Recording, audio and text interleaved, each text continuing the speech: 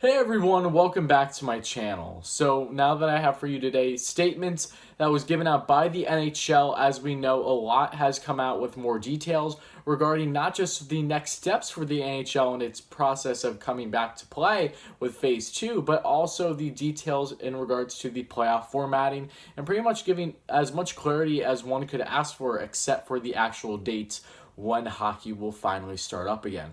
But starting with Phase 2, that is going to begin June 8th, where teams are going to be allowed, and this isn't mandatory by any means, this is all up to the individual player, if they want to go back to their practice facilities and start doing small workouts, in smaller groups of a max of 6 players at a time.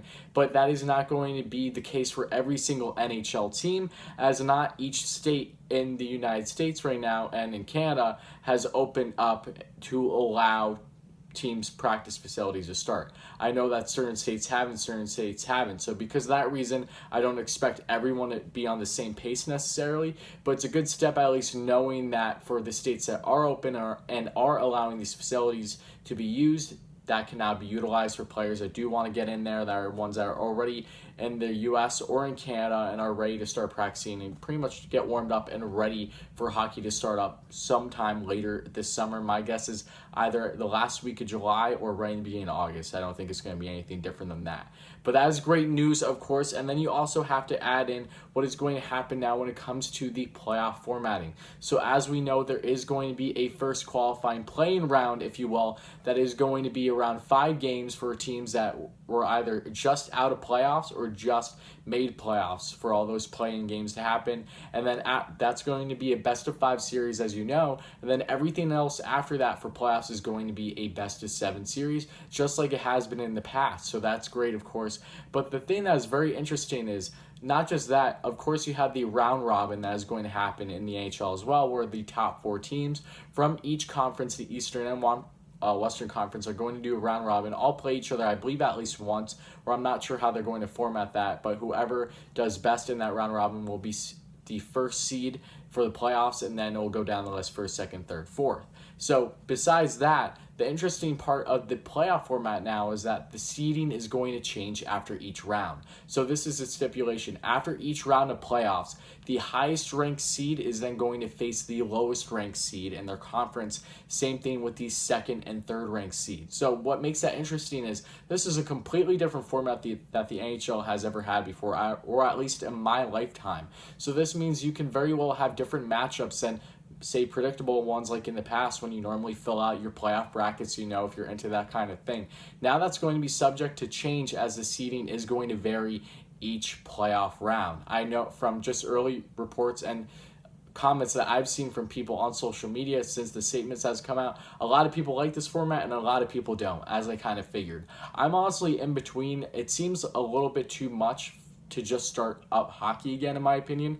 I don't understand why the seeding needs to change as much as it is, as they're already doing a round robin just for the seeds 1 through 4 to start playoffs. So I don't truly understand the reasoning for the seeding for changing up after each round, but I understand they want to make it entertaining, of course, and the possible chance of having different playoff matchups with teams that maybe have never played each other before, or at least haven't in quite some time. So that is going to add a lot more interest and should draw more attention to the NHL playoffs for people who are either casual fans or ones who just don't really watch hockey much, but especially if the NHL is the only sport going on around then, besides the NBA, of course, which looks like it'll be back around the same time. Of course, you might have some people that don't necessarily watch hockey be more intrigued to watch it now. But the only thing that I kind of have a problem with it, me personally, is that for people that don't watch hockey and are going to watch it now, this is going to be a different format than what they would normally see. So that's the only downside to it, but I do understand the entertaining aspect with wanting to make sure that people are interested, people are intrigued, and of course revenue is huge with all these teams and the league, of course. But another thing that I also want to mention is what happens with the round robin if there is a tie. Well, the tiebreaker is going to be simply this. It's going to be based off of regular season points percentage, just like anything else. So whoever is, say there is a tie in that round robin, that will be the differentiator between the two. And when it comes to home ice games now, well, home ice is going to happen where you have the playoff games and the qualifying rounds.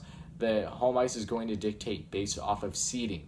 But then when you get to the Stanley Cup, it is going to be based off of regular season points percentage. So to put some perspective into this, for the qualifying, the playing rounds, whichever team is the higher seed is going to have home ice games at games 1, 2, and 5.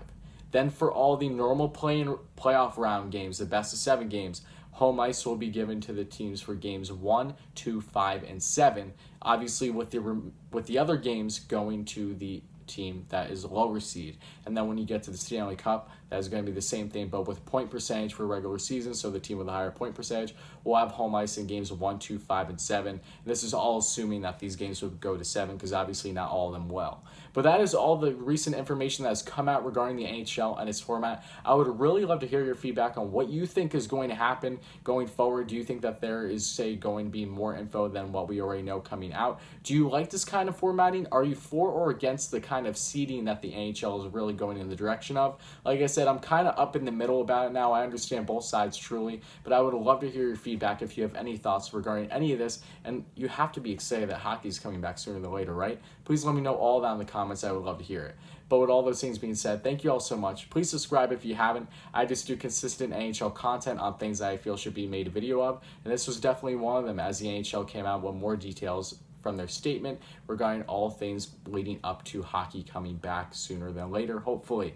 But if you haven't checked out my previous videos too, I'll have them right down here below for you. If you haven't checked them out already, I would love for you to check them out. I think you would like them if you like this one especially.